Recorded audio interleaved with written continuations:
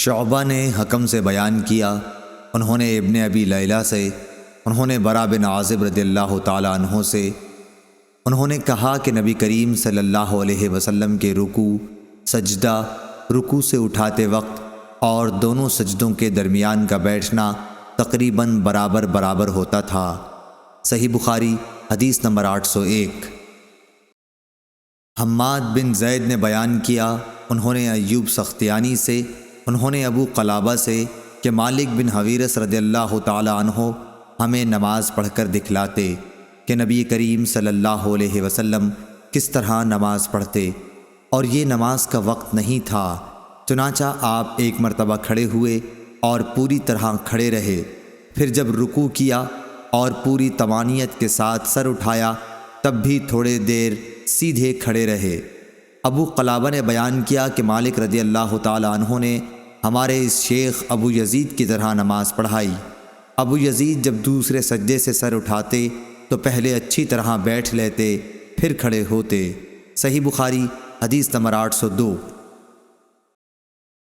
شعیب نے خبر دی، انہوں نے زہری سے، انہوں نے کہا کہ مجھ کو ابو بکر بن عبد الرحمن بن حارث بن حشام اور ابو سلمہ بن عبد الرحمن نے خبر دی کہ حضرت ابو ہریرہ رضی اللہ تعالی عنہ تمام نمازوں میں تکبیر کہا کرتے تھے، خواہ فرض ہوں یا نہ ہوں، رمضان کا مہینہ ہو یا کوئی اور مہینہ۔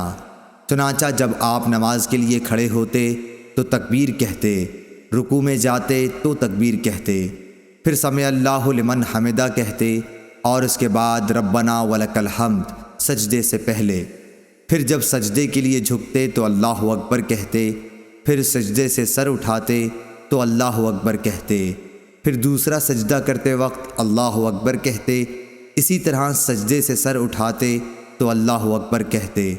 وہ رکعات کے بعد قعدہ اولیٰ کرنے کے بعد جب کھڑے ہوتے تب بھی تکبیر کہتے، اور آپ ہر رکعت میں ایسا ہی کیا کرتے، یہاں تک کہ نماز سے فارغ ہونے کے بعد فرماتے کہ اس ذات کی قسم جس کے ہاتھ میں میری جان ہے، میں تم میں سے سب سے زیادہ نبی کریم صلی اللہ علیہ وسلم کی نماز سے مشابہ ہوں، اور آپ اسی طرح نماز پڑھتے رہے یہاں تک کہ آپ صلی اللہ علیہ وسلم دنیا سے تشریف لے گئے۔ صحیح بخاری حدیث نمبر 803۔ ابو بکر اور ابو سلمہ دونوں نے کہا کہ حضرت ابو ہریرہ رضی اللہ تعالی عنہ نے بتلایا کہ رسول اللہ صلی اللہ علیہ وسلم جب سر مبارک رکوع سے اٹھاتے تو سمع اللہ لمن حمدہ ربنا ولک الحمد کہہ کر چند لوگوں کے لیے دعائیں کرتے اور نام لے لے کر فرماتے، یا اللہ ولید بن ولید، سلمہ بن حشام، عیاش بن ابی ربیعہ اور تمام کمزور مسلمانوں کو کفار سے نجات دے۔ اے اللہ قبیلہ مضر کے لوگوں کو سختی کے ساتھ کچل دے اور ان پر ایسا قحط مسلط کر جیسا یوسف علیہ السلام کے زمانے میں آیا تھا۔ ان دنوں پورب والے قبیلہ مضر کے لوگ مخالفین میں تھے۔ صحیح بخاری حدیث نمبر 804۔ علی بن عبداللہ مدینی نے بیان کیا، کہا کہ ہم سے سفیان بن عیینہ نے بار بار زہری سے یہ بیان کیا کہ انہوں نے کہا کہ میں نے انس بن مالک رحمۃ اللہ علیہ کو یہ کہتے ہوئے سنا کہ رسول اللہ صلی اللہ علیہ وسلم گھوڑے سے زمین پر گر گئے۔ سفیان نے اکثر بجائے ان فرس کے من فرس کہا۔ گرنے سے آپ کا دایاں پہلو زخمی ہو گیا تو ہم آپ کی خدمت میں عیادت کی غرض سے حاضر ہوئے، اتنے میں نماز کا وقت ہو گیا اور آپ نے ہمیں بیٹھ کر نماز پڑھائی، ہم بھی بیٹھ گئے۔ سفیان نے ایک مرتبہ کہا کہ ہم نے بھی بیٹھ کر نماز پڑھی۔ جب آپ نماز سے فارغ ہو گئے تو فرمایا کہ امام اس لیے ہے کہ اس کی اقتدا کی جائے، اس لیے جب وہ تکبیر کہے تو تم بھی تکبیر کہو، جب رکوع کرے تو تم بھی رکوع کرو، جب سر اٹھائے تو تم بھی سر اٹھاؤ، اور جب وہ سمع اللہ لمن حمدہ کہے تو تم ربنا ولک الحمد کہو، اور جب سجدہ کرے تو تم بھی سجدہ کرو۔ سفیان نے اپنے شاگرد علی بن مدینی سے پوچھا کہ کیا معمر نے بھی اسی طرح حدیث بیان کی تھی؟ علی کہتے ہیں کہ میں نے کہا جی ہاں۔ اس پر سفیان بولے کہ معمر کو حدیث یاد تھی۔ زہری نے یوں کہا ولک الحمد۔ سفیان نے یہ بھی کہا کہ مجھے یاد ہے کہ زہری نے یوں کہا آپ کا دایاں بازو چھل گیا تھا جب ہم ظاہری کے پاس سے نکلے۔ ابن جریح نے کہا میں ظاہری کے پاس موجود تھا تو انہوں نے یوں کہا کہ آپ کی داہنی پنڈلی چھل گئی۔ صحیح بخاری حدیث نمبر 805۔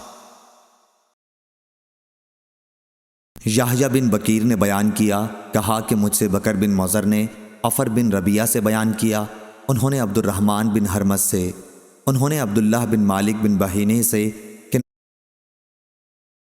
نبی کریم صلی اللہ علیہ وسلم جب نماز پڑھتے تو سجدے میں اپنے دونوں بازوؤں کو اس قدر پھیلا دیتے کہ بغل کی سفیدی ظاہر ہو جاتی تھی۔ لیث بن سعد نے بیان کیا کہ مجھ سے جعفر بن ربیعہ نے اسی طرح حدیث بیان کی۔ صحیح بخاری حدیث نمبر 807۔ سلط بن محمد بصری نے بیان کیا، کہا ہم سے مہدی بن میمون نے واصل سے بیان کیا، انہوں نے ابو وائل سے، انہوں نے حذیفہ رضی اللہ تعالی عنہ سے کہ انہوں نے ایک شخص کو دیکھا جو رکوع اور سجدہ پوری طرح نہیں کرتا تھا۔ جب وہ نماز پڑھ چکا تو انہوں نے اس سے فرمایا کہ تو نے نماز ہی نہیں پڑھی۔ ابو وائل نے کہا کہ مجھے یاد آتا ہے کہ حذیفہ نے یہ فرمایا کہ اگر تم مر گئے تو تمہاری موت محمد صلی اللہ علیہ وسلم کے طریق پر نہیں ہوگی۔ صحیح بخاری حدیث نمبر 808۔ سفیان ثوری نے عمرو بن دینار سے بیان کیا، انہوں نے طاؤس سے، انہوں نے حضرت ابن عباس رضی اللہ تعالی عنہ سے، آپ نے بتلایا کہ نبی کریم صلی اللہ علیہ وسلم کو 7 اعضاء پر سجدے کا حکم دیا گیا تھا، اس طرح کہ نہ بالوں کو آپ سمیٹتے نہ کپڑے کو۔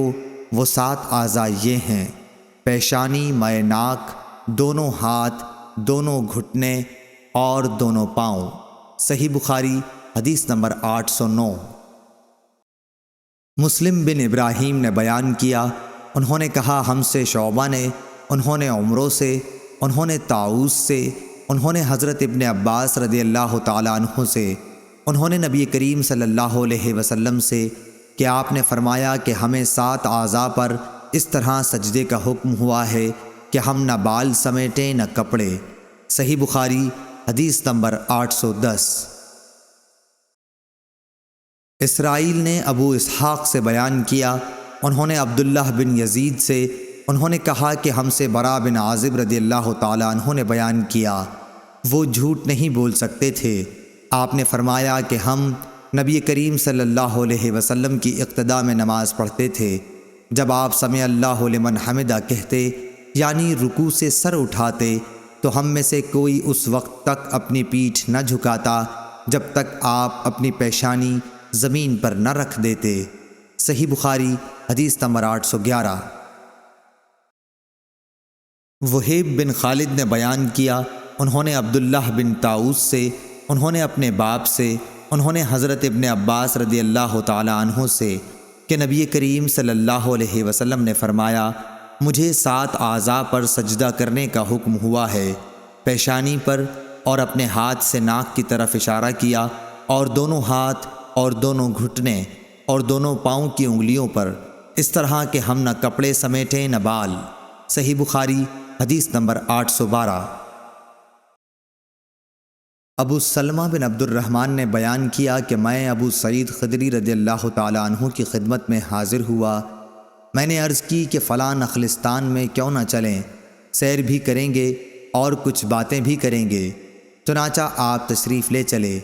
ابو سلمہ نے بیان کیا کہ میں نے راہ میں کہا کہ شب قدر سے متعلق آپ نے اگر کچھ نبی کریم صلی اللہ علیہ وسلم سے سنا ہے تو اسے بیان کیجئے۔